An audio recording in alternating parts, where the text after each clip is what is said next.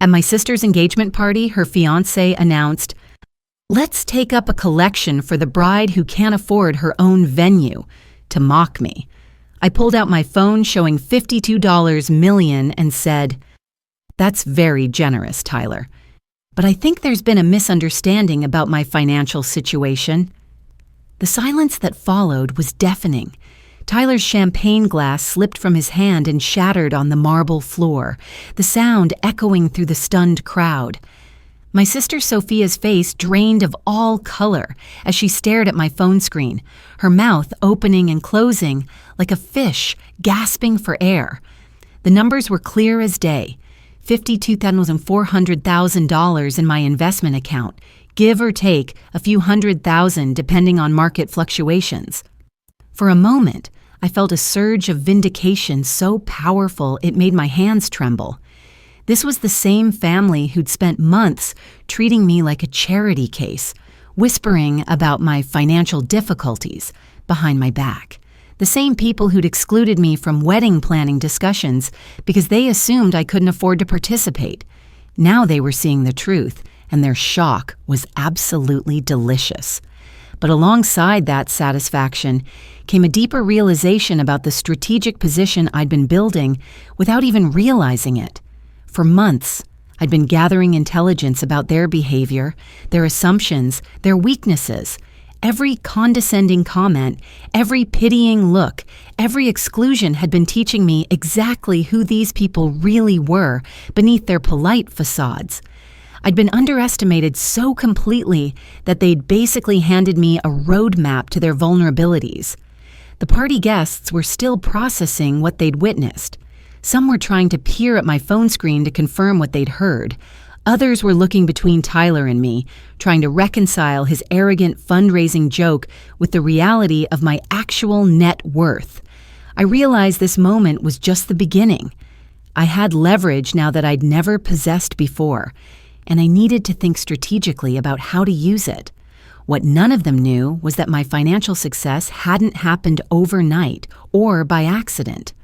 I'd inherited my grandmother's $50 million investment portfolio 5 years ago, but I'd grown it to over $52 million through careful management and strategic thinking.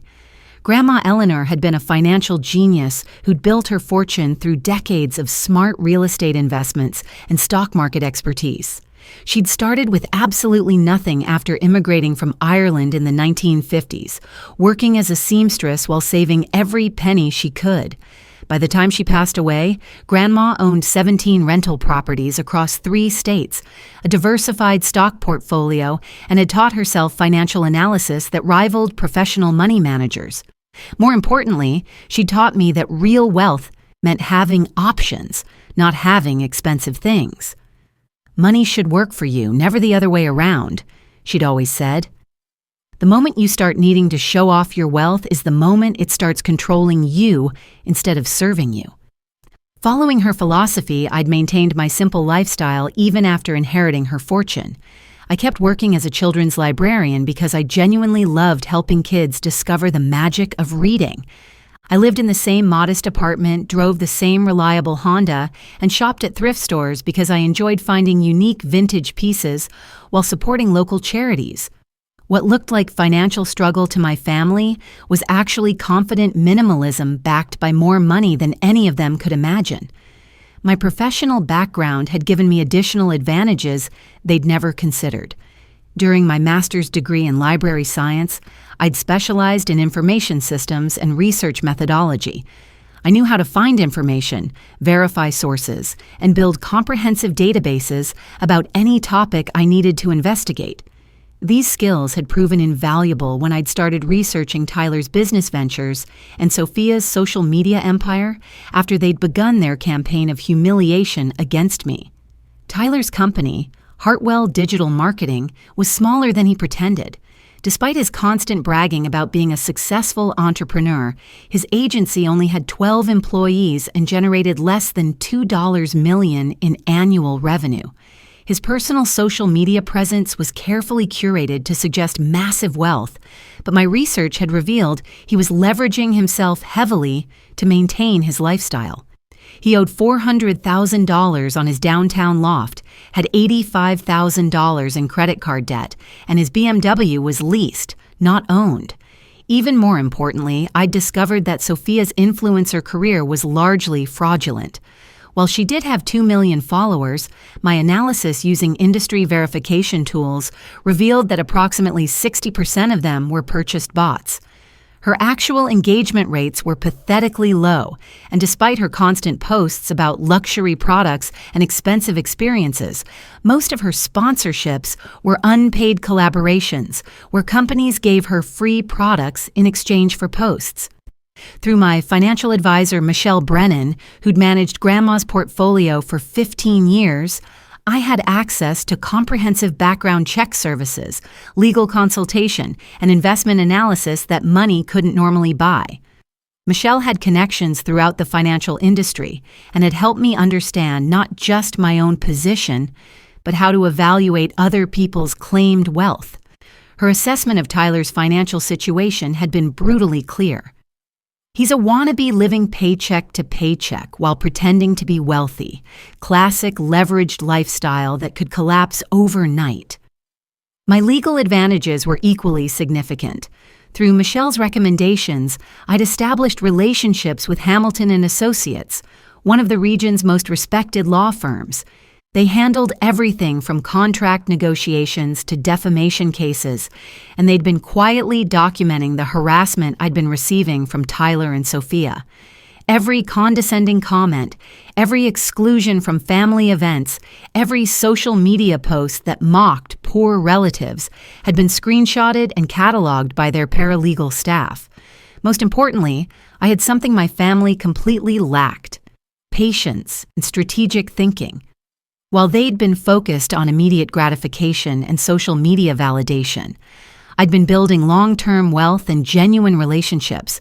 My network included successful professionals who valued substance over appearance, wealthy individuals who'd chosen modest lifestyles, and financial experts who understood real power dynamics. These weren't relationships built on showing off or impressing people. They were based on mutual respect and shared values. The morning after the engagement party disaster, I scheduled a comprehensive strategy session with Michelle and James Hamilton, senior partner at Hamilton and Associates. We met at Michelle's downtown office where I laid out everything that had happened over the past 6 months. James took detailed notes while Michelle reviewed my financial position and the research I'd compiled on Tyler and Sophia's actual circumstances. "What you're describing constitutes a clear pattern of harassment and defamation," James explained after reviewing my documentation. "Your sister's social media posts about poor relatives needing financial help, combined with her boyfriend's public humiliation attempts, could support both civil and potentially criminal charges. The fact that they've been spreading false information about your financial situation to family members adds another layer of actionable behavior." Michelle was equally strategic in her analysis. "From a power dynamics perspective, you're holding all the cards now. Tyler's entire relationship with your sister is based on his supposed financial superiority. Once people understand that you're worth more than his entire company, his social status collapses completely. Your sister's influencer brand is built on luxury lifestyle content funded by his money. If his finances are as shaky as our research suggests, their whole facade becomes unsustainable. We developed a multi-phase approach that would systematically expose their deception while protecting my interests. Phase 1 would focus on strategic information sharing within our extended family, making sure everyone understood my actual financial situation and how I'd been misrepresented. Phase 2 would involve professional verification of Tyler's business claims and Sophia's social media authenticity. Phase 3 would initiate legal action if their harassment continued, while Phase 4 would implement financial pressure through strategic business decisions. James recommended hiring Blackstone Investigative Services to compile comprehensive background reports on both Tyler and Sophia. "If you're going to engage in strategic warfare, you need complete intelligence about your opponents," he explained. My experience suggests that people who build their lives on deception usually have multiple areas of vulnerability. We need to map all of them before deciding how to proceed. Michelle suggested a parallel approach through my investment portfolio. Your grandmother's real estate holdings include commercial properties that house businesses similar to Tyler's agency. We could explore whether any of his clients or competitors are connected to your investments.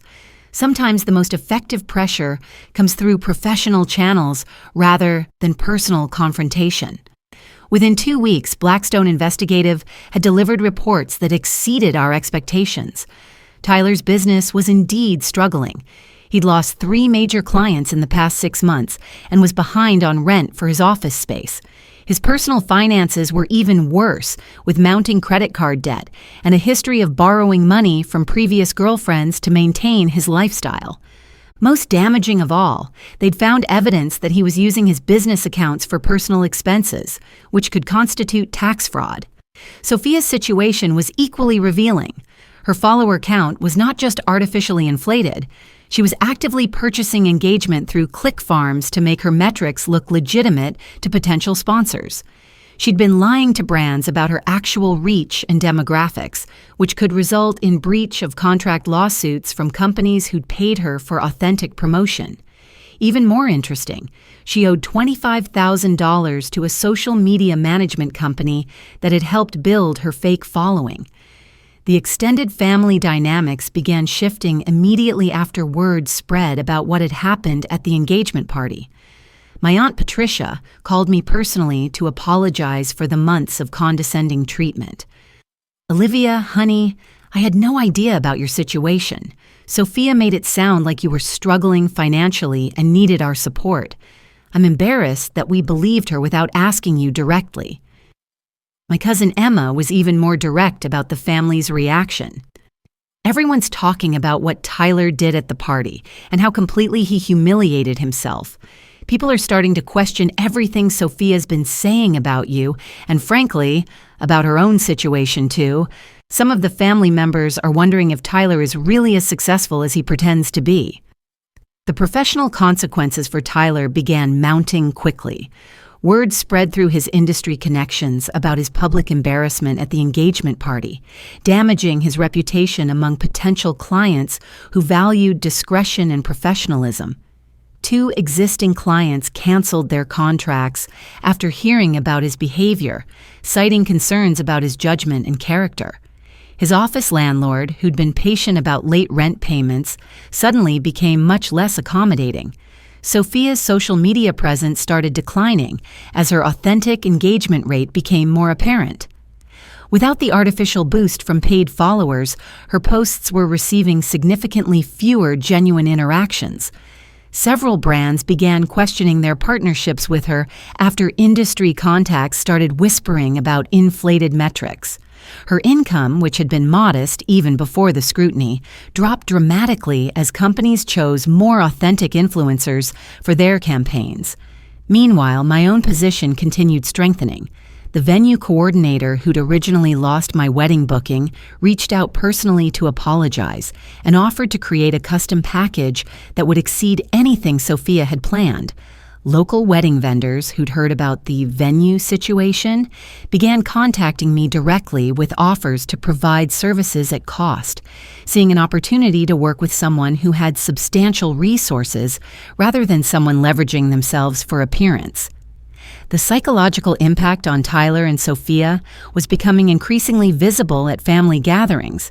Tyler, who'd previously dominated conversations with stories about his business success and expensive purchases, became noticeably quieter and more defensive.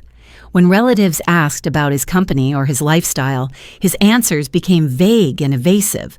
The confident, bragging personality that had defined his relationship with our family disappeared almost overnight. Sophia's behavior became even more telling. She started making subtle attempts to repair her relationship with me, suggesting family activities and trying to position herself as concerned about my well-being. But these efforts felt transparently strategic rather than genuinely apologetic. She never directly acknowledged her months of cruel treatment or took responsibility for spreading false information about my finances. 3 months after the engagement party, Tyler and Sophia's relationship began showing serious strain. Without the foundation of perceived wealth and social status that had brought them together, they started arguing frequently about money, lifestyle expectations, and future plans. Sophia had become accustomed to a certain level of luxury that Tyler couldn't actually afford long-term, while Tyler resented the pressure to maintain an expensive lifestyle that was draining his resources. The breaking point came when Sophia discovered that Tyler had been hiding the extent of his debt from her. She'd assumed his financial struggles were temporary, but the reality was that he'd been borrowing money to fund their lifestyle for months. The engagement was called off quietly, with Sophia moving back in with our parents, while Tyler faced the prospect of bankruptcy if he couldn't restructure his business and personal debt. Tyler's company ultimately closed 6 months later, unable to recover from the client losses and reputation damage that followed his public humiliation. He took a job as a marketing manager at a larger agency, earning a fraction of what he'd claimed to make as an entrepreneur. His social media presence, which had been carefully curated to project success, went silent as he could no longer afford the lifestyle he'd been showcasing. Sophia attempted to rebuild her influencer career but found that her reputation had been permanently damaged by the fake follower scandal. Brands in her niche had become much more sophisticated about detecting artificial engagement, and her inability to deliver authentic results made her unemployable in the industry she'd tried to dominate. She eventually took a job at a local retail store, earning $30,000 annually while trying to pay off her debts to the social media management company. My own life flourished as I finally stopped hiding my financial success from family members who'd proven they couldn't be trusted with that vulnerability. I maintained my job as a librarian because I genuinely loved the work, but I also began investing more actively in local community projects and educational initiatives. My money became a tool for creating positive change rather than a secret I had to guard from people who would misuse the information. The wedding that Sophia had tried to sabotage became a beautiful celebration of my relationship with Jake, funded comfortably by my investments and attended by people who valued us for who we were rather than what we owned. The venue coordinator created an extraordinary experience that exceeded anything Sophia could have afforded, while the vendors who'd offered their services at cost delivered exceptional results that made our day truly special. Most importantly, the experience taught me invaluable lessons about strategic patience and the power of accurate information. By allowing Tyler and Sophia to reveal their true characters through their treatment of me, I'd gained insights that proved far more valuable than any immediate confrontation could have provided. Their arrogance and cruelty had given me all the ammunition I needed to defend myself effectively when the moment was right.